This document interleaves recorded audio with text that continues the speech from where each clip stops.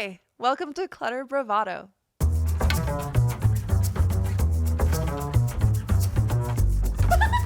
Yes, and it's the energy.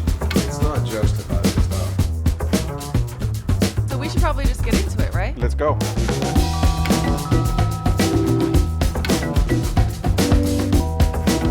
Hello. Good afternoon. Good afternoon. How are you doing?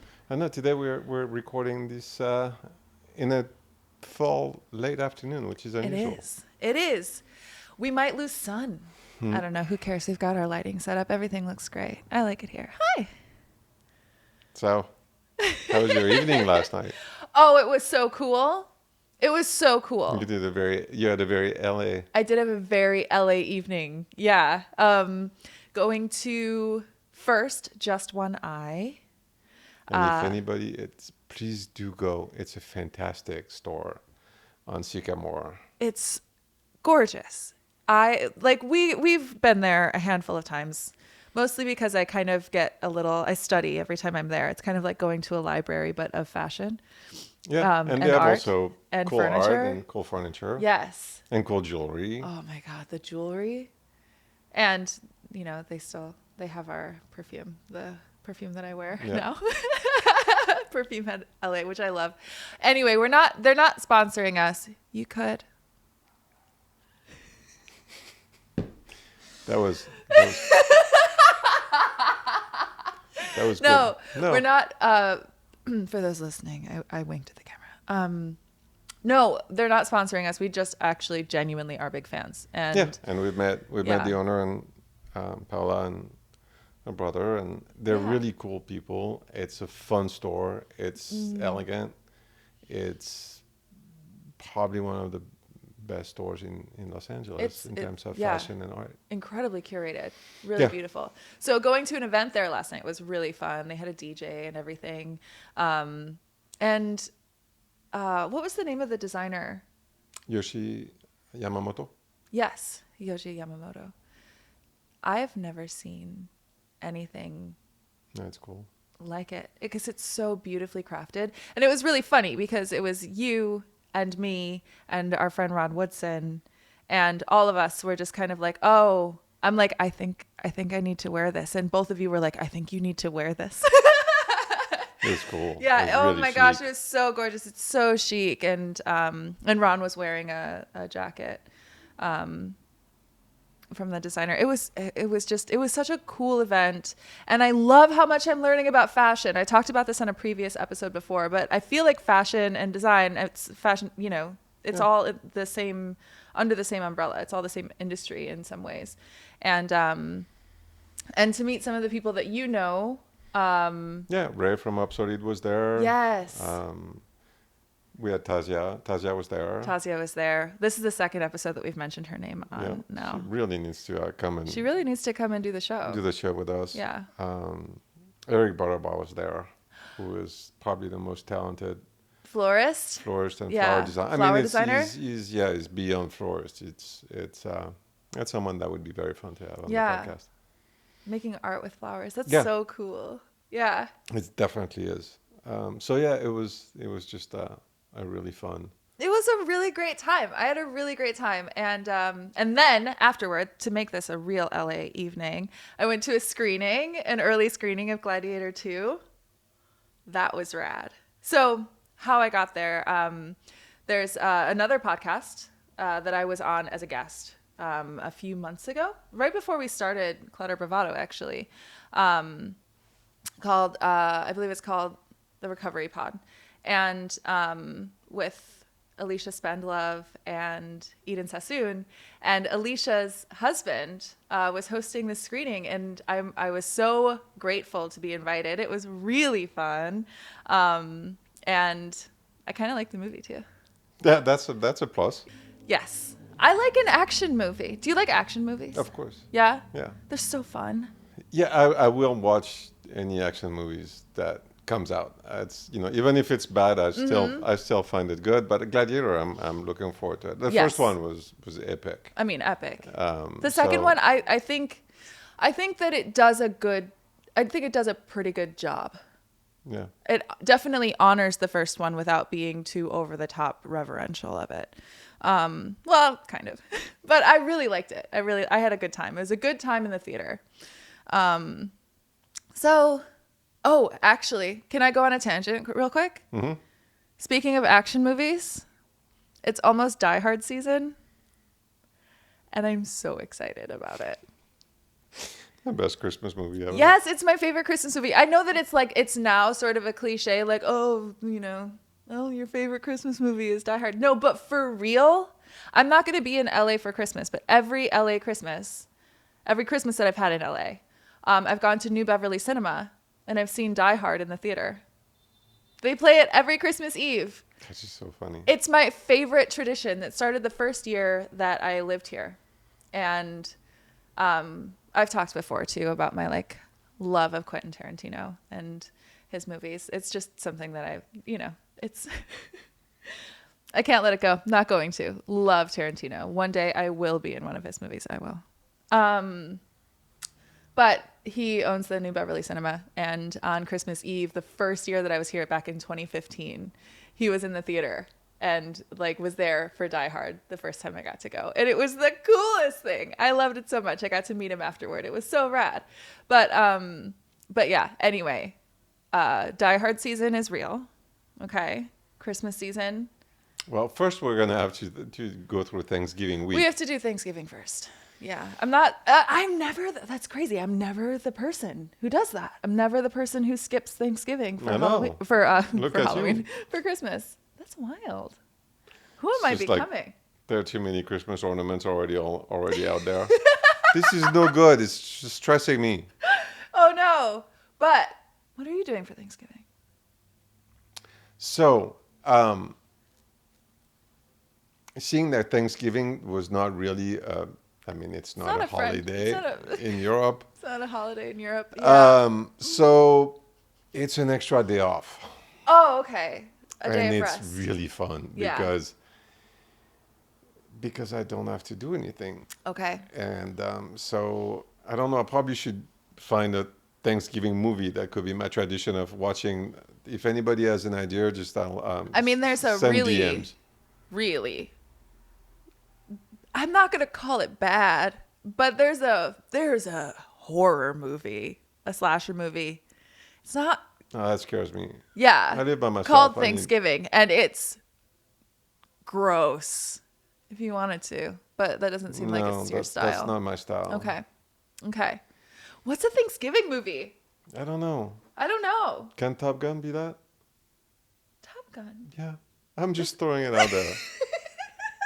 It's non-traditional. You can watch Top Gun all year round. Okay, so do you want Top Gun to be your Thanksgiving movie? It might be, yeah. Maybe. I don't think they don't celebrate Thanksgiving in the movie at all. No. That's okay. But maybe you just want to watch Top Gun. You don't have to make even it a though whole there's thing. probably football too on TV, yes, which that's right. we know that which I don't know who's playing, but I know that I like football. So it's weird. So that's Thanksgiving. Okay. Yeah. Great. So you're just gonna watch football, hang out, and rest. And rest. I like that. This normally Thanksgiving is my cooking holiday. Yeah. But this year, because I'm not going back home, I'm going to be in the general LA area. But the day after, I'm going to a Friendsgiving with my friends from high school. And that was a long time ago. Oh, yeah. All 5 years. Oh, stop. Oh, my God. Oh, my gosh. No, stop laughing. I'm coming up on my 20-year anniversary. I'm going to have my 20-year high school anniversary next year. Huh. Yeah. Listen, I know I look youthful and cute and whatever, but Okay. It's 20 years. 20 years. I graduated in 2005. So, a few of my friends from high school who happen to live in California now are all getting together for Thanksgiving, and I get to see them, and I'm so excited. That'll be fun. I didn't have a lot of friends in high school, but the few that I really did have were usually through theater, so they're like my theater friends. Oh, cool. Yeah, it's going to be really fun. I'm really excited about that. So I have that to look forward to. But on actual Thanksgiving itself, I think I might also take a day of rest. Not gonna watch Top Gun though. No. No. I might watch like a season of something. I might just chill out. Maybe I'll change my hair. Big plans. I don't know. We're full of big plans for Thanksgiving. Yeah. So it's gonna be a good week. It'll be a It's good week. Good Thanksgiving week. Yes. And also, you've got some decorating coming up because you deck this place out For Christmas. for yeah. Christmas. We'll talk about it next We'll week talk about it. and what your plans are for it because I'm excited to see how it transforms. I haven't been here during the Christmas season, so I'm so excited. How There's a lot of planning and cooking and Yes. decorating, so it'll be fun. That's gonna be great. Okay. Yeah, we'll So talk much about cooking. it. Yeah. Okay. Yeah, no. I have to practice. I'm gonna make. You have to practice. There are You a have couple to of new practice your things menu, and you want to make sure. Are you doing it for like taste testing purposes? Because because if you happen to do that on a day that I might be around, I would just I eat. Oh, can I go on a tangent? Yes. I made tiramisu for the first time, and it was really good. So. Oh my whoever's- gosh. Okay. I know this is your tangent. No, please take my tangent You and run with nailed it. You nailed it. You did such a good job. And can I high five you right now? Oh, yeah, please do. Great job. Great job. The tiramisu. It's my favorite dessert. So it'll be on the Christmas party menu. You're bringing it in. Yeah. We haven't talked about the Christmas party. We can't yet. No. That's secret. It's under wraps. But you already know that there's one. There will be one. There will be one tiramisu there. There will be tiramisu there. I love that you did that because it felt like a personal gift to me. It felt like it was personal. I know that it wasn't, but it still felt like, aw, tiramisu is my favorite dessert. And then you learned how to make it. That's so nice. It was partly for you, and then it was also a really fun experience and a fun dessert to make. And Really? Yeah, it was fun. It was actually neat to, it's like, because there's like little tweaks, and I don't know, I had a good time. Yeah. It was perfect. It was delicious. Yeah, it was that, and I made a bœuf bourguignon, which I had not made a bœuf bourguignon in, I don't know, 20 years, since I got out of high school. Really? For those who are aggressively American, he means pot roast. Ouch. I'm kidding. Yo, I made pot roast. It's not even the same cut of meat. You used an incredible cut of meat. It was delicious. And there are little pearl onions, which are not in a pot roast. For me, pot roast is like a potato, a carrot, some celery, an onion, couple of onions in a pot with some broth and some beef. And then you just leave it for like a long time. It's a little bit more complicated than that. It's probably close. It's just that, I did spend a little bit more time doing it. But look, it was a recipe that I had not made in a long time. Came out good. The tiramisu was really fun to make. So it's 2 new things, Yeah. All dogs, new tricks. I love it. That was a delicious dish. And also that was a really fun party that we had too. Yeah. I say that you had, that I got to be at. Yeah, And also, but you're part of it. helped And out it with, was, yes. yeah. But getting to have Jamie and Ron, so Jamie Rummerfield and Ron Woodson, I hadn't actually hung out with them together since Ron has been in Lisbon. So to have him here and to have their significant others here and our dearest friend, Alexandra Peck, she's my best friend now. So I cannot wait. It's coming up this next year, I'm planning. And you guys can give me your advice on this too, if you're listening out there and you have an idea. But I want to have a girls only ladies party. Clutter Bravado, ladies edition. And Alexandra's going to be my co-host. You're going to be replaced. And there you go. And there you are, the old guys. Just for one. No, I feel like it's a necessary thing to get a bunch. When you get women together, there's something that really powerful that happens. Because we're able to be like open and, sharing experiences with each other that maybe like we don't normally talk about. And I feel like that's something that I would love to share with the Clutter Bravado audience. So, but I haven't figured out who I want for guests yet. And I feel like we should have 2, like 4 of us all on the couch hanging out. Wouldn't that be fun? Yeah, it'd be fun. That would be so fun. Anyway, whatever. I went off on a tangent today. Today's a day of tangents, I guess. It's a table tangents. And another, so behind us. Oh, yeah, that's right. Laurent Suchel finished this wonderful bust, and I love it. So kudos to Laurent. And he's also, you haven't seen that one yet, but he sent me a photo of a table. Oh, really? But all enameled in blue. So we'll showcase it really soon. It should be, it's really We'll neat. put it on the Instagram, and we'll put this on the Instagram as well. So I love working. Yeah. I love what he does, and he's so cool. He's a good friend of the podcast. The thing is, if we were to have him on, then that would be our French-speaking podcast. Yeah, we could do it in French and then get it translated.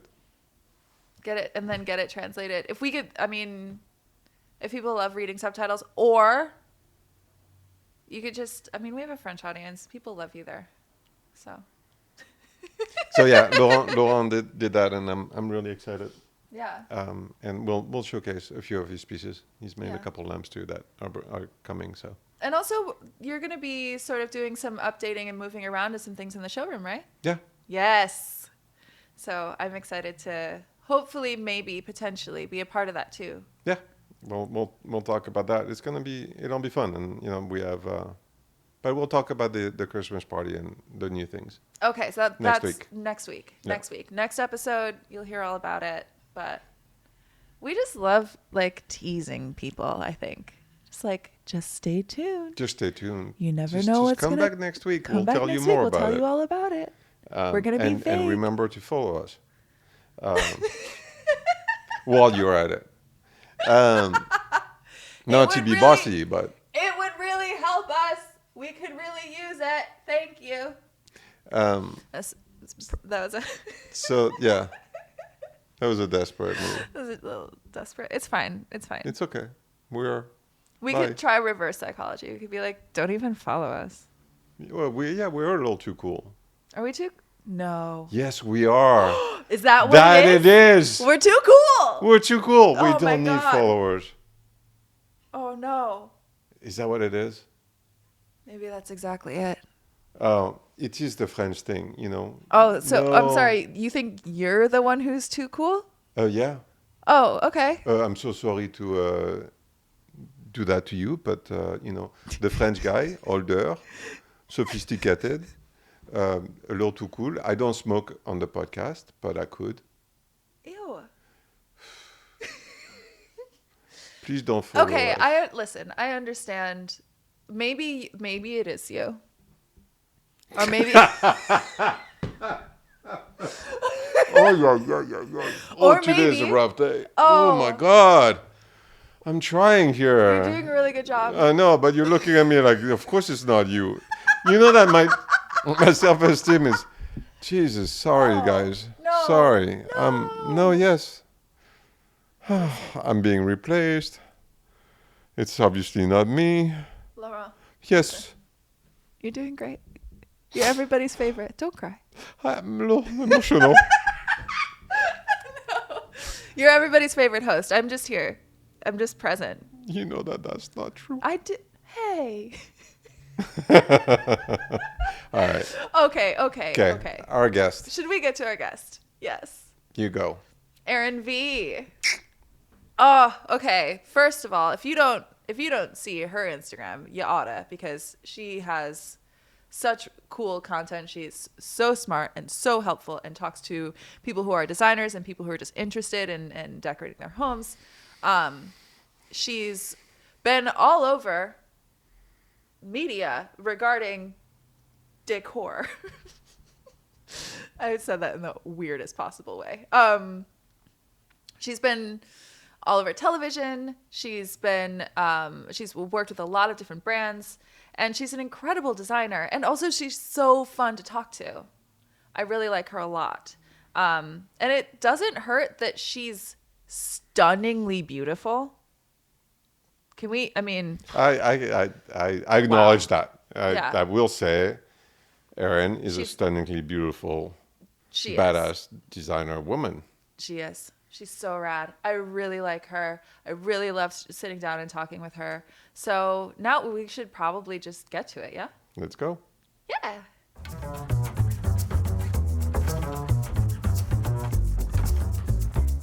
Hello, welcome to Clutter Bravado, and today we are here with Erinn V. How are you, darling? I'm doing great. Thanks for having me. I'm so glad that you were able to make it here, especially for all the traffic. You're coming all the way from Thousand Oaks.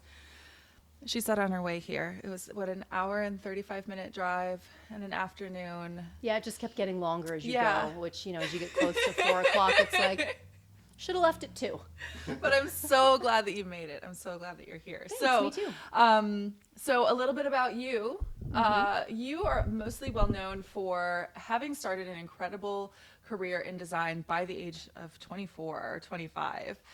You were featured in Architectural Design Mexico, in Pretty much every El Decor. You were featured on HGTV. There was quite a few, thankfully, over the years, magazines and TV shows and all that good stuff. So you have been very much face forward in the industry for a very, very long time. And some of the other designers that we've spoken with are doing so much behind the scenes, or they're working with more private clients. But especially with you, you're right out there. How do you feel that that might be different from some of the other elements of working in the design industry? Well, I think the media side of it is very different, So I guess a little bit of background on how I kind of got into design and the career I had right before, I think very much so influenced this particular aspect of my business. I worked for a lady named Susie Coelho for 6 years. So from the time, when did I start? I was 18 to 24. And this is when Martha Stewart was exploding on the scene. Yeah. Right? HGTV was taking over the world. It was a whole new thing. Lifestyle expert was a term that everybody wanted to be suddenly. And Susie wanted to be a lifestyle expert. And so she had been a TV host and a model and had a really incredible career hosting for HBO and all kinds of award shows and various different things, and had love at home and had a great, beautiful house. She had done many of her own. She'd helped some friends. She was by no means a designer for hire, but definitely, had a beautiful aesthetic and wanted to have a product line and TV shows and all this stuff. So I got an incredible experience and education in marketing, in PR, in media, working for her. So for 6 years, I was her number 2. Learned how to contact media, how to write, pitch ideas for TV shows. We had a regular segment on the Today Show, so I was flying with her to New York regularly and, figuring out what to talk about for holiday gift guides or Father's Day or, Valentine's makeover for The View. Yeah. So we were doing like TV-based design, I like to call it. We were doing makeovers for people for shows, and that was really fun. And then we were writing for magazines, and she was an incredible marketer. So that very much taught me like how to get the word out and how to start something and how to just make it happen in terms of the exposure side of things. And we had 2 books that we wrote and produced with Simon & Schuster on home decor and style called Susie Coelho's Everyday Styling and Styling for Entertaining. And then she had product licensing deals. So Mervyn's was the first one. So I was helping her create a bed, bath, and tabletop collection with, an incredible licensing agent called the Beanstalk Group in New York who did Mary-Kate and Ashley and Harley Davidson. I mean, you name it. They're like the agency in licensing. And it was so fun. So I got to do like all these different things around design, but just not design real people's homes personally, let's say. Sure. Right? So from that, because you started that, you said when you were 18 until you were 24. Yeah. How did you land that in the first place? Like, how did you end up with your foot in that door? Because that's an incredible place to get started. It is completely by accident. Yeah. So I always liked to work. So I started training horses when I was 13. So I went and got a job at the barn at the Equestrian Center in Los Angeles. I wanted to learn how to ride a certain style of riding, and I couldn't afford riding lessons. My mom, single mom, doing her best. Yeah. And I said, I want to do that. She was like, well, go ask for a job. Okay. So I did. Went up to the trainer who had never met, and I said, I want to learn how to do this. Can I work here in exchange for riding lessons? And after a quick back and forth, she said, yep. So I rode my bike from, junior high and high school until I could drive. Like Monday was my day off. I worked 6 days a week, 13 to 18 at the barn. And that was awesome. And I wanted to take a summer off when I was 18. I was like, I'm going to take a gosh darn summer off. I'm not going to have 8 jobs because I also worked at the Gap and like worked at a surf shop, Oh my gosh, those kinds of things. It's like you're telling my story. I love it. So one day my mom's friend called me who was a headhunter, and she said, I have this incredible woman you should meet, and I thought about you. She wants to hire an assistant, and her name is Susie Coelho, and she's, looking for someone, and you have to meet her. And I was like, no. No, I'm taking the summer off. And to me, that meant I was only training horses part-time. So I was going to work from 7 to noon, Monday through Friday. Really, that was a summer off for me. Yeah. So I went and met with Susie, and because my mom's friend was like, no, you're going. You two need to meet. And I was like, I really am not looking for a job, but like you seem amazing, maybe in the fall. And she wouldn't let me leave her house until I said yes. So it turned into like a 3-hour meeting. And I mean, I'm so happy I did. It was absolutely incredible opportunity. Totally. But yeah, that's So what happened. Is that where you've learned to not take no for an answer? Probably. It's like, wait, when I was 18, I got a crash course on, you don't take no for an answer. I think that was something that I was definitely born with, because Okay. I've been bossing people around from even before that. I love it. In women they call it bossy, but in men it's called leadership. And I feel like in women it should just be called leadership. Anyway. I don't feel like I'm like, that's a conversation you can't have with mine.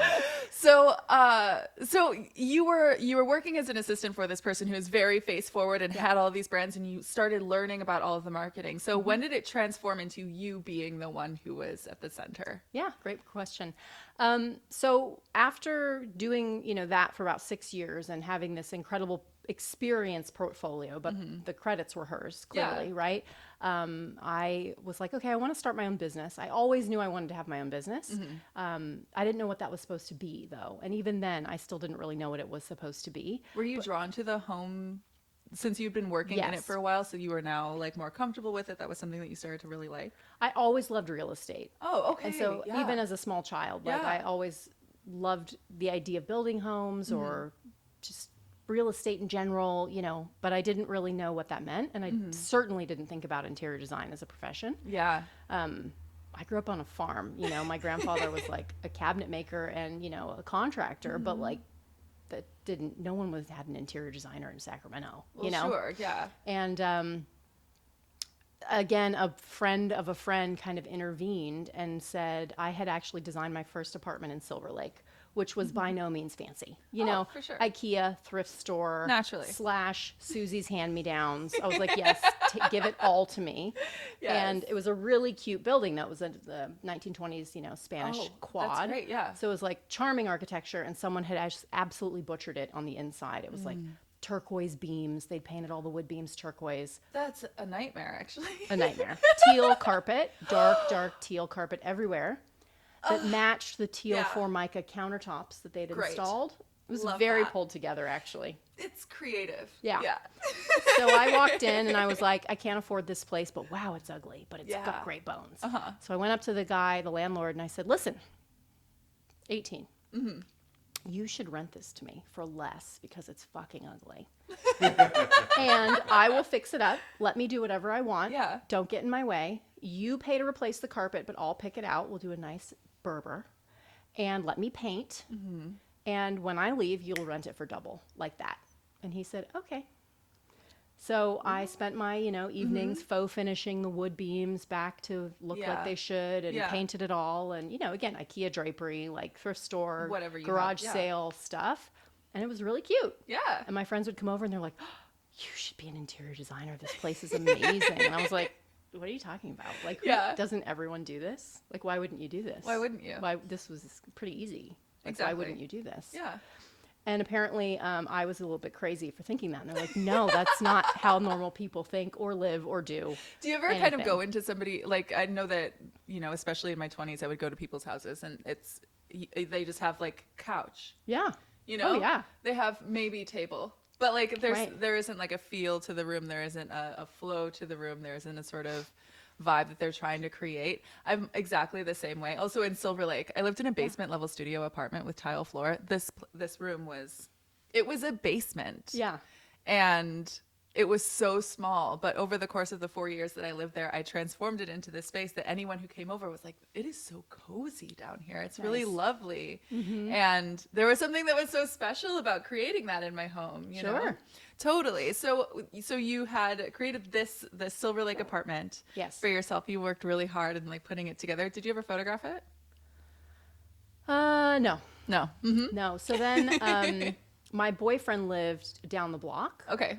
So then before that. So a friend of a friend, my friend came over and she said, I have a job for you. The head of photography for New Line Cinema, where she worked, just bought a condo and needs a designer. And I told her that you would do the job. And I was like, what? I don't take clients. I don't know how to work with someone to get their ideas out of their head and mix it with mine and then make it happen in the real world. I mean, the TV makeovers, like, you don't talk to the people. You just do whatever you want, you know? Yeah. Easy. Yeah. So she's like, no, you just have to go meet with her. And I felt very much, again, like it was, you know, when I met Susie when I was 18. It's like, but fast forward, here we were again. So I went and met with this woman and I was like petrified. I was like, oh my gosh, I'm like a fraud. I'm totally going to just like BS my way through this interview. I don't know what I'm doing. And I charged her $25 an hour. Very high rate back then. That was yeah. Wow. And painted her apartment or her condo myself because my mom had a painting business for 30 years. So I can paint a house better than most people. And did home goods and a little bit of this and a little bit of, you know, a touch of custom and then a lot of just whatever we could find. And it was super cute and she loved it. And so after that, then I quit my job. Okay. I moved in with the boyfriend and I was like, all right, I'm going to be an interior designer. I love it. Go. I love it. Nice. So did you have any feeling of imposter syndrome when you first got started beyond that like first job? Like as you were going through, like sure, like the first job might be a little bit like, okay, get to be creative a little bit. When did that start to feel challenging to you or did it never feel challenging for you? Well, I think as the jobs got bigger, you know, at every step, it was like, oh God, what am I doing? Yeah. Am I going to totally screw this up? Is this going to look okay? For Yeah. years. Now I know it's going to look okay. You know, I know it's going to look great. And if it doesn't look great in the moment, I'll get it there. Yeah. Like I have absolute confidence that I can get it there. So you're really like trusting your own taste, you're trusting your skill and the experience that you have. So that, I mean, that's so important, having that trust in yourself as a designer. Have you like worked with a client that has a different set of taste than you do, or maybe is sort of pushing you in a direction that you don't necessily like? All or the there's time. something that, Clients are a pain in the butt. Opinionated. I was trying to be really delicate about it, but they're a pain in the ass. Most of them are terrible, and then you have the few that make it all worth it, and you're like, how do I find more of you? Right. You know, you are my perfect client. Yeah. You stay out of my way, you enjoy the process, and you pay the bills Yeah. on time. Yeah. There you go. And they're the happiest though, the ones that can actually let go Yeah. and take a back seat because they hired a professional for a reason. They always end up with the best results because it isn't like there are 5 cooks in the kitchen, right? Yeah. There's a chef and a sous chef. Yeah. I feel like right? that's a better way to go. Totally. That's really much. That's often the case with any service provider. Yeah. I worked in the beauty space for a long time, and I know that for me, I was a bridal makeup artist for about 7 years. And during that time, whenever I would have a bride sit down in my chair, I wouldn't let her look in the mirror. And I said, I need you to trust me. Give me all of your notes. Give me everything that you like, that you want to achieve. But don't watch the process because you're going to have a lot of opinions on this that aren't going to be what you're going to see at the end. And I feel like the design process can a lot of times be that, but you don't have the privilege of being able to say, no, just don't look at it. I've got this. Don't worry. Just trust. Yeah. Do you feel like that's the case, that there are clients of yours that are totally hands off? They're just like, yeah, go for it. Do you have that pretty frequently? Not frequently. Yeah. Now, I know I've spoken to quite a few, like, much bigger designers than myself, and they all seem to have it much more figured out. Like, we don't ask too many opinions of the client. You know, I present one look, and then maybe make 2 tweaks, and I'm like, okay, that's how it's done. You know, so I could just be doing it wrong, for sure. I could totally be doing it wrong. Yeah, maybe that's the key, is just to say, like, don't worry about it. Yeah. Just not present them with the choice, and then just make the choice, and then they're probably satisfied with it at the end of the day. Yeah. Maybe. Yeah, maybe. Yeah. Well, I mean, the favorite phone call is when you paint the room and they call you and they're like, that color doesn't work, and you're like, that color goes with everything else. Yes. Just relax. Yes. And then sometimes it's like, and that color needs a second coat too. Right. Yeah. But Definitely. Yeah. you imagine they can't, they don't know. I mean, it's. Yeah. I mean, I've seen a few of your projects, so I'm always impressed. But can you explain what's your? I have an opinion of what your forte is, but can you? I love to hear that. I know, but I'd like you to tell us, because you're very special in that way. Well, thank you. I don't know what it is, but I'm excited about it. Yeah, It's mysterious. Yeah. I very much like to be heavily involved in the architecture of a space. And I think that probably comes from the early days of growing up in my grandfather's wood shop and watching him make things. And he'd been a contractor and then a fine cabinet maker. And my father studied architecture, but then went into landscape architecture. So it's not really like a surprise that I ended up where I ended up, but to me it was very much a surprise. Yeah. But I feel like if you don't have the right box, if you don't have the right home, room, walls, ceiling, windows, the stuff you put inside of it can only make the space so great. And you could have a phenomenal room and almost put nothing inside of it and it looks amazing, right? So the architecture, the flow, the way a home feels is very instinctual to me. And there are certainly like some checklist, these moves always work, height, light, and views, kind of things. But yeah, I really like to get the box right. And I'm, again, very opinionated and very bossy about how things should be done and how they shouldn't be done. Yes. And I'm very much of the opinion that just because you went to architecture school and have a degree doesn't mean you have any talent in this space. And there's a lot of bad architecture out there. Whew. Yeah. And then there's phenomenal ones, obviously, Yeah. right? But also, just because you went to design school, right, doesn't mean you're any good. Just because you went to any school doesn't mean you actually have talent in the space. Yeah. You might technically have a good foundation, but there's such a heavy element of creativity and artistry that you can't learn a lot of that stuff, in my opinion. There's a big difference between technical skill and taste. Yes, Definitely. huge. And knowing that, okay, what's the wonky thing in this room that I'm going to try to avoid and draw your attention over here from, and how can I cover it up with great drapery or a big piece of art or, whatever. Yeah. There's some smoke and mirrors that always is needed in certain spaces unless you're literally just taking everything down to the studs or doing a new build. I mean, that's exactly, because the flow of every project, it's really, I mean, you have a serious talent for it. Oh, thank you. I'm always impressed. Thank you. Because, and that's exactly what, it's funny, it's right on. It's my best friend said years ago that I am the president of the Make It Better committee.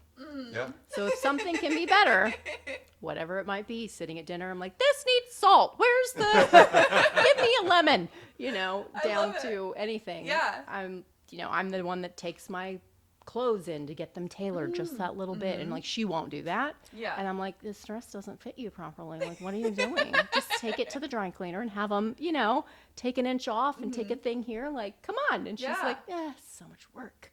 But to me, that's just what you do. Yeah. So I love that. There's always a little something that can be tweaked. There's always a way that everything can be a little bit better. I love that. That's actually a really beautiful way of looking at things. And it's not from a standpoint of like judgment of like, this is what's wrong with it, but this is how it could be better. Exactly. It's just like, it's the other side of the same coin, kind of, but it's a nicer side. Yeah. So throughout your career, there's one thing that has stayed the same, and that is your love of horses. Yes, ma'am. Yes. So I want to know about that. I want to know about how this has grown and whether or not you were ever actually able to ride in the way that you wanted to when you were a kid. Well, that's a good question. I grew up on a farm outside Sacramento, and I had a pony that was a hand-me-down pony from my cousin that I assume my mom bought or something from her when my cousin outgrew her. Her name was Sugar, and she was the devil. Of course. Yes. I feel like Ponies are mean. Every horse that I've met named Sugar is awful. Sugar, most ponies they're kind of like Chihuahuas, a lot of attitude. You have to compensate for. There's a lot of compensation. They are, it's Napoleon syndrome. I'm little, so I'm going to get you. And sugar was difficult, but I always loved horses. It was just like, that's my favorite animal. And they're so magical and wonderful and feeling and compassionate, but big and strong, fast and slow, snuggly, but incredible and terrifying at the same time. So I like the challenge of it. And then I got another horse. My mom bought me somehow. I don't know where this horse came from. And he was not rideable. He wasn't broke when I was a kid. So I was like, why do we have this one that is useless but pretty? So he stayed out in the pasture and we did nothing with him, and then sold him to somebody that could ride him. I mean, I was 8. What am I going to do with a horse you can't ride? Wow. And then we moved to LA. So we moved to LA when I was 9. We lived in Los Feliz, and I made a family friend, and I borrowed money from him as like a 12-year-old and got him to buy me a horse. I was like, I need a horse, and here's what I need, and I'm going to pay you back for this. So let's go. And we went horse shopping. And of course I was a fool and bought the first one that I saw, which she was wonderful, but also a bit of a disaster. So I would, ride my bike after school to the barn and ride her, and then started working at the equestrian center where I was able to be around like really expensive, nice animals. And so no, I never got to ride the way I wanted to as a kid. I'm very good. I'm a great trainer. I'm a very good equestrian, but it comes down to money. And do you have 6 horses, and can you afford to go to all the shows? And that was certainly a no. But I was giving lawyers riding lessons on their $100,000 show horses by the time I was 16. Wow. And they were like, wait, how old are you? What's going on here? Yeah. But you're great. So, okay, let's keep doing this. So I got to show a little bit, and, I rode 6 of them a day on average, 6 days a week.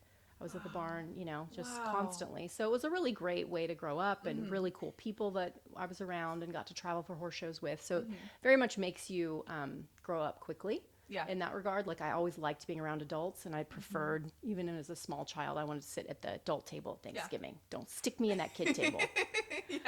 So I liked being around cool adults. They were all very interesting from a range of careers, And then when I was 18, I stopped riding, basically. Started, a real career, and wasn't filthy and sweaty and dirty every day at the barn. And didn't really do much of it. I mean, I'd ride here and there occasionally. And then COVID, I was bored out of my mind, because all of my favorite things, which is food, going out to eat, shopping for cute clothes to wear somewhere that you're eating, traveling, right? Nobody was doing any of these things that was how I spent my time. And I was like, okay, I think it's time to get back into horses. And so I bought 2 really awesome quarter horse mares. That was my COVID purchase for my birthday.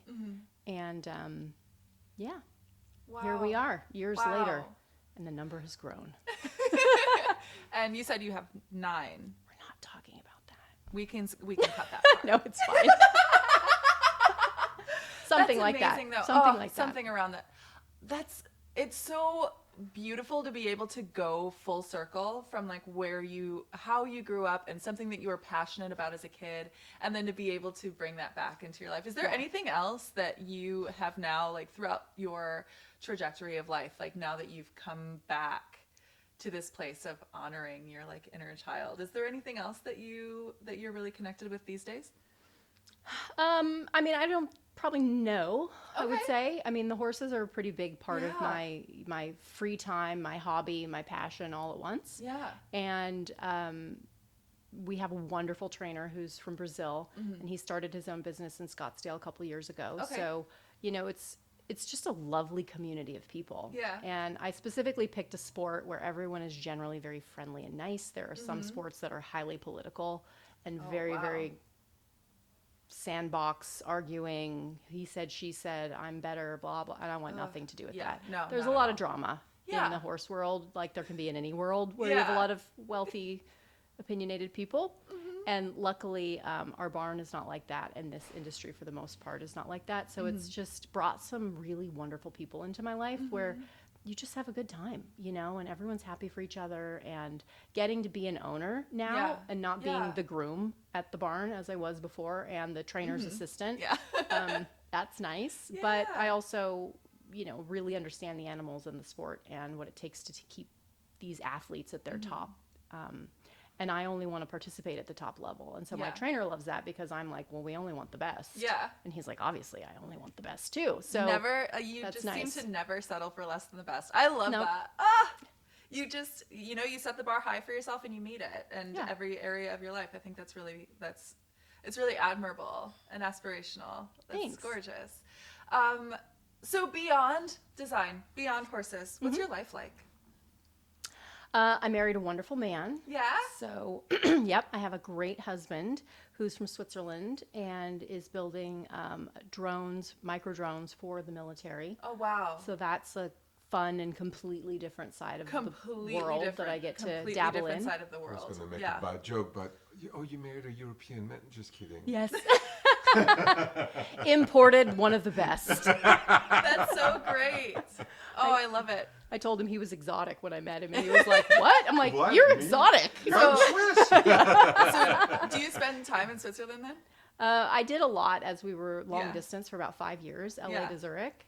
Not so much anymore. Yeah, yeah. Oh, long distance from LA to Zurich. I'm in a long distance relationship with my boyfriend in New York, and it feels long. And to Switzerland, that takes a lot. Yeah. It takes a lot. It does. But Switzerland is my favorite country that I've visited so far in my Oh, life. I think nice. it's absolutely beautiful. It is. It's a great country. It's gorgeous.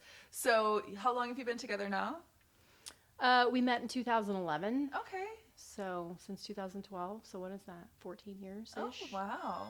Yeah. Oh, that's wonderful. Yeah, it's awesome. Yeah. So, what are some things that you guys like to do together, considering that your lives are so different when you are apart?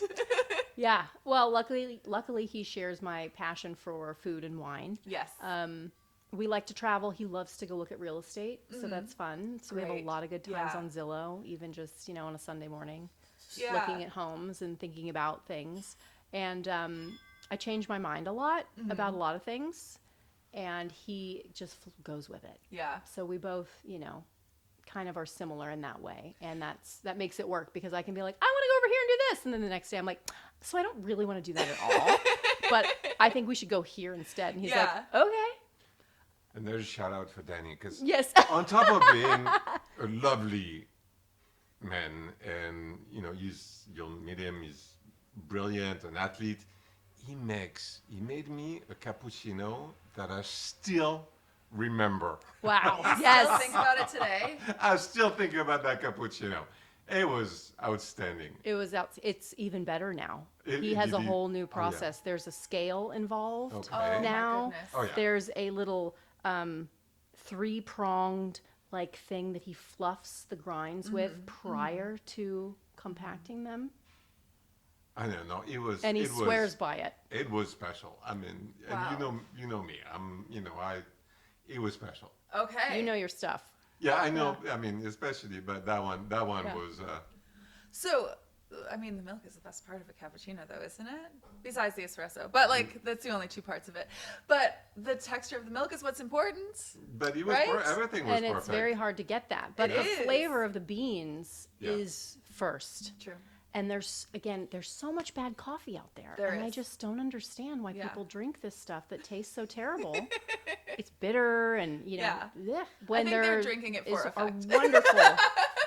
I didn't even know. I mean, most American coffee, I think, is just terrible. Yeah, I And yet agree. there are some here that are wonderful. And you're like, oh my gosh, where was this my whole life? Yeah. But yeah. we're doing mostly Lavazza beans these days. Yeah. Oh. Yeah, the real Italian.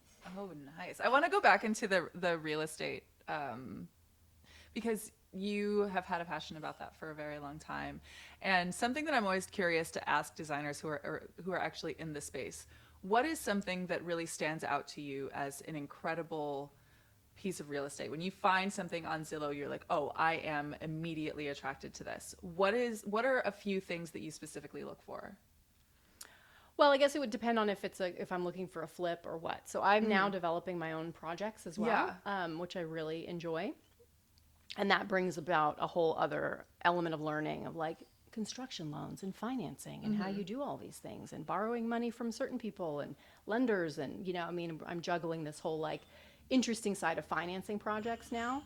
But I always look for ceiling height, big windows, a floor plan that hopefully makes a little bit of sense. Yeah. If it doesn't matter. She Yeah, takes I'm gonna it. take it out anyway. She'll change it. She'll change it. Make it better. But mostly the views, because those are what you can't change, right? What am I looking at? What's across the street? What do the neighbors look like?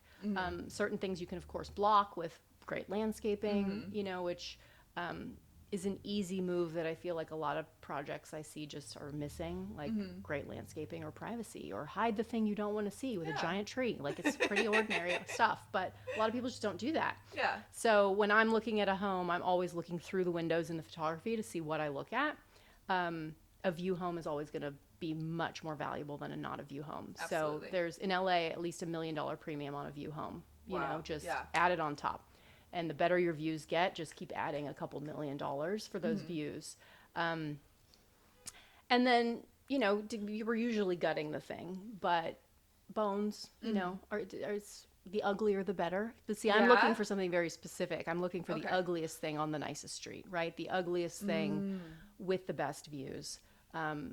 I don't want something that somebody's just remodeled. Yeah, and of course. so I'm usually looking at ugly homes. And if they have a little bit of 50s charm or 60s charm or 70s charm, I love that. I want personality. Unfortunately on the West Coast, we have very little architecture that actually has any history to it. I mean, this beautiful building is a testament. And in Los Angeles, there are some, but it's not most. Yeah. And unfortunately, idiot developers come in and tear them down these days, which is such a shame. It is so heartbreaking when that happens. Yeah. I've spoken on this podcast before about how I have like a deep love for historical architecture. And I'm learning more about historical architecture in Los Angeles. But there's something that there's a different sound. There's a different vibration to being in an older home. And what I found with a lot of these developers who are just knocking down entire blocks of homes to put up what is, I'll be frank, a hideous building that has absolutely no personality, because they're overall trying to create a community and trying to create more of an area of commerce where people can communicate with each other, can network with each other. But that doesn't tend to work out that way. They end up sitting vacant for a long time because they don't have character. Right. So what is there a specific style of older home that you're really attracted to or that you find really beautiful specifically in Los Angeles? I mean, mid-century, Of course, and then Spanish, Mediterranean, right? Yeah. I mean, I love a good Spanish. They're unfortunately often very dark, so then you're battling but they have beautiful thick walls and arches and a lot of wood details. But I also couldn't bring myself to paint over a historical dark wood ceiling with a bunch of like red, rich blues and greens, which I just personally just don't like. Yeah. So if the home has too much architectural significance that I don't find aesthetically pleasing, I wouldn't take on that project because I'm not going to be the one to paint over that ceiling, right? So I'll just find something that the few things that I think are cool, I can work around and work with. And like we bought in Paradise Valley, Arizona, a 1964 mid-century. Oh, wow. And I got it because I told the son who was selling it, it was his dad's home, I won't tear this down. Yeah. Like everyone else who's coming here and giving you full price offers and wants this plot of dirt. Yeah. Your home is special and it shouldn't be torn down. It's great. Yeah. It's ugly as heck, but it's great. It's fantastic. And I said, I'll give you a full price offer and, pay more if I have to, but I promise you I won't tear it down. Now I've torn it apart. Yeah, but I didn't tear it down, and the facade remained, and the cool elements of it, and the clear story, and the original ceiling, the one that there was, and a lot of the slump block, and we're expanding on it, and we're improving it, but we're preserving the part that made that house cool. Yes, which is its exterior. Yeah, Yeah. You're not building like an Italian palazzo. No. Columns. And like a little courtyard with, I could get you like a cherub ugly fountain. cherub. Yeah. Could you? That'd be great. I can do that. And like chew on juice jars. No? No, made the next one. Oh, okay. Yeah. We'll work on the next one. Okay, good. I love those houses very, very much. Oof. I know. And there's so many cool houses out there that I feel like they need rehabilitation. They need to be brought up to today so that they can last the next 20 or 30 years. Because if you don't improve them enough, they just look old. Yeah. And there's very few people that truly want to live in a time capsule, Right. you know? But there's a lot of wonderful things about 20s and 30s architecture, particularly in the Spanish veins, right? And whatnot. And then the mid-centuries, kind of 50s, 60s, 70s, I'm going to lump it all together in there, right? Like that is still interesting to people today. We're still building off of that, but yet they don't want a tile countertop, you know? And they don't want this like dark, sad wood all the time. So like bleach it, lighten it, right? But still keep some history there is important. Keep the wood, not just, They had the Biltmore there, right? Yes. When was that built? Do you know? I don't know. Yeah. Because that's a fantastic property. Fantastic. Yeah. I was just talking to Sandy about that. She was like, we have to go there, but I haven't been there yet. Oh, yeah. Yeah. A quick story. I did an internship when I was in Long Island when I was 21, and so one of the intern was there for 6 months. I was there for 3. I got to do an appraisal in the Catskills. You got your appraisal to Biltmore. So I saw it on pictures, and I was like, this is just not fair. I know you're staying a lot longer, but I'm in the Catskills appraising something that's like a teardown. And he was appraising. They were doing the whole work on the Biltmore. It was I've been there once. It's really a magical place. So I don't know when that was built, because I assume that there must be some, like that architecture must have been throughout the area. Yeah, it is. And just being in the desert, you get a lot of that kind of Palm Springs bleed over right into that that side of things. And there are some really cool, like Frank Lloyd Wright homes that have been preserved. And then the house that we purchased was an architect's home. His name was William Cartmel, and Cartmel and Rossman, I think, was the firm. And he did like the library, the college, like a couple big kind of more commercial buildings, if you will. And then this was his private home that he built for himself. So he lived in it, and then the gentleman's father, who I bought it from, and then we're the third owner. Oh, wow. And so it's really cool to get to kind of be the custodian of something, and also give it enough new life that I know it's going to be appreciated for another at least 20 or 30 years. No one's going to think about tearing it down when I'm done with it, because the land value is so high. What's and the they view? want to Camelback. right there, right in your backyard, that camel. Wow. Actually, from the front yard, from the moment you'd pull in the driveway and you get out of your car, you're like, whoa, it's literally a block away. It's That's right there. amazing. Yeah, and you have mountain views on 3 sides. So we added a guest house, which has just been framed, and I was there a few days ago and walking through, and it feels so amazing. And not many people could walk through a bunch of like 2x4s and get so excited, but I was like, yes, this is so good. Yeah, just let me know, because I have my cowboy boots. Oh, good. And packed. Ready. I'm ready. Awesome. I'm ready for You the have guest cowboy house. boots? No, I don't. Of course you don't. But I'm gonna get some to go to. Get some so we can, It's yeah. very Good trendy choice. again, Laurent, so you have to get some I'm cowboy gonna boots. get cowboy boots, and I'm gonna go to the horse show with Erinn. Yep. Perfect. Yep. I think that sounds great. Yeah. I think this is a good trajectory for your future. I think that's what you're missing is Y'all- that real y'all are Americana gonna be cowboy. y'all are gonna be very impressed with me. There's actually quite a few French, Italian, German, and Brazilian cowboys in this sport of reining. You'd be Really? shocked. Yeah. So at the show, Huh. one of our trainer's former assistants is French. Another guy, Italians, Germans. Oh wow. Yeah, it's interesting. It's funny. I'm like, the Germans are wearing cowboy hats. And the Italians, like, what's going on? And they're super into it. It's amazing. Wow. It's fun. Oh, I like so it's that. very, Yeah. very international. Yeah. Yeah. That's so cool. So I want to, we are running a little bit out of daylight almost, but I want to start sort of winding down. So there are 3 questions that we ask every single one of our guests. Okay. And I'm really curious to know what your answers are going to be, just based on what we've talked about already. But number 1, what is the messiest place in your home? Probably the garage. The garage. I live in a very tidy house. Uh-huh. I'm a serial cleaner-upper. That's how I wake up in the morning. I come downstairs and I fluff the pillows on the sofa that I sat on last night, and I do the dishes. Like that's how I wake up, is by touching things and starting to put things back together. So I don't like to leave the room if it looks a hot mess. Yeah. Yeah. So I'd say maybe the garage, maybe a closet occasionally, Sure. Yeah. But you keep everything very tidy. I have been noticing a pattern. Yes. Yeah. It feels like it. All of our artists can like, oh, which room is it? It could be this room. It could be this room. And then for all of our designers, like, I don't have any mess. Yeah, it's so funny. But the it? garage Yeah. makes Oh, yeah. sense because the garage, I'm sure it's sort of, you know, kind of like catch all for everything. So that makes sense. Yeah, and like we've now decided to sell the house and to move. Okay. So I would have like built proper built-ins and made all the Oh, mess yeah. hidden perfectly. Naturally. But because I had to stop somewhere with my remodel, and we've decided to like, you know, it's just that the location we're in, although we love the home, is just not the right location for us right now. Yeah, that's really why. Okay. So. Okay. So, second question. When you walk into a new space, what is the first thing that you notice?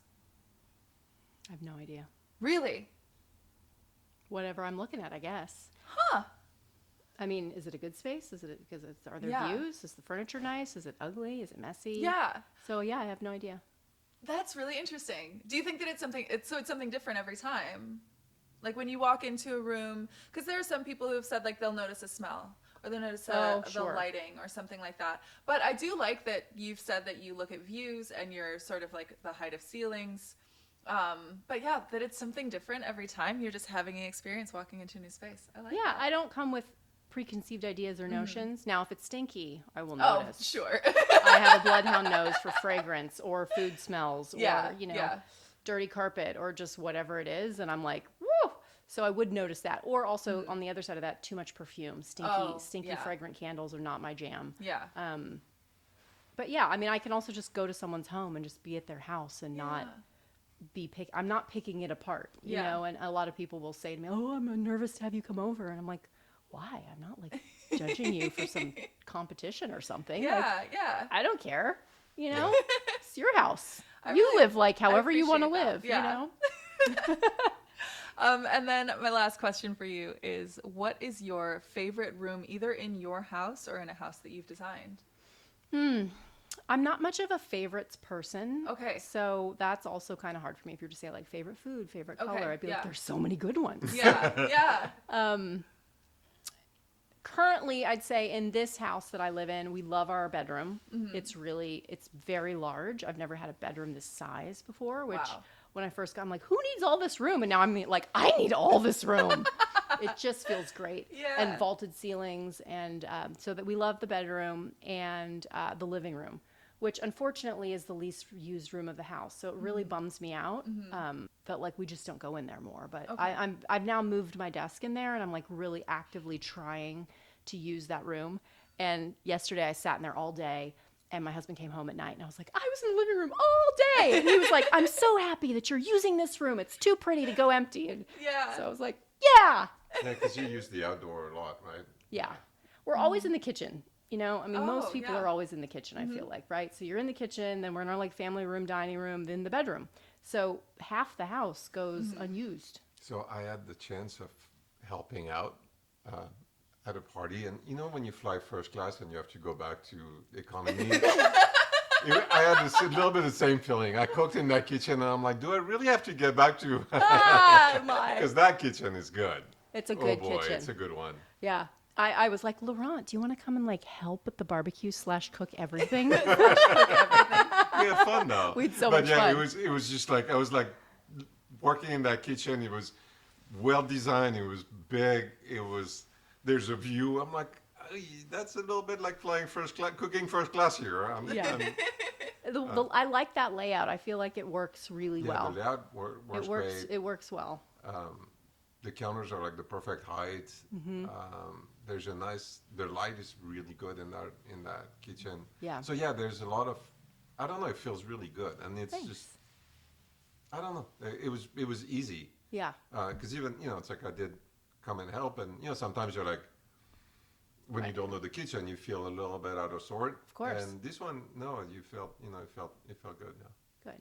So yeah. Yeah. I like living in different homes because I always am learning, and I'm literally creating a checklist in my mind of like, I like this drawer size in my vanity. Even last night I said to my husband, do you like these smaller drawers in the vanity? And he was like, yes. I'm like, now compared to the last house, Holly, did you like the big drawers at Holly? And he was like, no. And I'm like, I know, these are so much better. Yeah. So it's just a constant checklist moving through life around what do you like, what's Yeah. working, what's good about the light, what's good about this layout of this kitchen, why, Right. you know, because it's, to me, that's kind of the fun of figuring out a space, because you very much can have an opinion about something and be completely wrong, right? From paper Yeah. to being in the space and using it. Yeah. And so to me, that's always a fun challenge of like, okay, what does this space look like on paper? And would I have put those things there? Probably not. You know, my stove is kind of in a weird place in a Okay. way that some people come over and they comment like, why isn't it over there? But when you're standing at it and you're looking out at the views while you're cooking, Oh, why do wow. you want to stand with your face 2 feet from the wall? Yeah. That's not Right. pleasant. You have a You know? you have a window behind your stove. Well, it's on a peninsula. Oh yeah. And so when you're standing there, you can either be looking and talking to the person I at the think that's a dining table perfect or location looking for it, out yeah. the view. And so standing there and chopping or whatever you're doing, you're looking out. It's very pleasant. You know, you're stirring and I'm talking to my husband who's sitting there on his laptop Yeah. versus facing the Yeah, wall facing and being away like, from everyone. Yeah. you know. Yeah. So I like that. I like Yeah. living and learning, you know, and then I Yeah. try to bring that into new homes and then argue with clients about why it's a good idea. I know it's interesting because you know the instinct would have been to put it against the wall, which For sure. would have made it completely. I mean, a completely different kitchen. It would have been, Yeah. you know. But yeah, no. But that feels right. Right. It feels like it should be somewhere else, but actually in practice, it's better where it is. Yeah. Wow. Yeah. Wow. So just we do have to wrap up a little bit, but what do you have? What are you working on right now that we should know about, and what do you have to plug? Oh, well, Yeah. goodness. Well, my software company is amazing. So I Oh, started yeah. a company for designers to manage their workflow, do their client presentations and everything called Style Row. Style Row, yes. We've been doing a lot of feedback sessions with users lately, Oh, and great. it's so exciting to hear them say, like, I'm saving so much time. My clients love the software. Yeah. And that's the resounding comment. My clients love it. My clients love it. My clients love it. And my team loves it. And we save so much time. And I'm like, good. That was the whole point. Yeah. So that's exciting. And what else? Furniture, you know, make beautiful furniture. And I have quite a few licensed collections. We launched with Hartman Forbes last year. Oh, some window amazing. shades. Yeah. And yeah, so lots of good stuff to go out and check out on erinnvdesigngroup.com. Beautiful. ErinnVDesignGroup.com. Okay. That has all the licensed collections. Okay. Erin V is the furniture brand, Okay. but just the custom made stuff. Right. None of the licensed collections. That's good to know. I didn't. Yeah, because I obviously look at your furniture, which is awesome. So it's. I didn't realize. And Style Row is growing, so that's also Growing. Yeah, so we're also now building a realtor platform based on the software that we built and designed for realtors to use with their clients throughout escrow process. Oh, and wow. you know, as a developer working with my realtor on multiple projects, we have so many assets, PDFs, drawings, things that we're constantly trying to share and collaborate on. And I was like, wait, this is what my software does. Oh, So that's let's just so make a real helpful. estate Yeah. version. Amazing. Yeah, Amazing. so it's fun. Well, congratulations on all of that. I'm Thank so you. excited, and I'm going to keep following your career. Obviously, I'm a big fan of yours. Aw, thank you. But thank you so much for joining us today. I really appreciate it. Thank you for making the trek out here. And we have a party to have right now. Yeah. So we should get to Well, it, we right? have we have someone visiting from the desert, so We certainly do. Yeah, and anytime Laurent's involved in any sort of party, food, wine situation, I'm the first one there. you're so sweet. I'm second. Well, thank you so much. Thank you. Thank for you. being Thanks for here. having me. Yeah.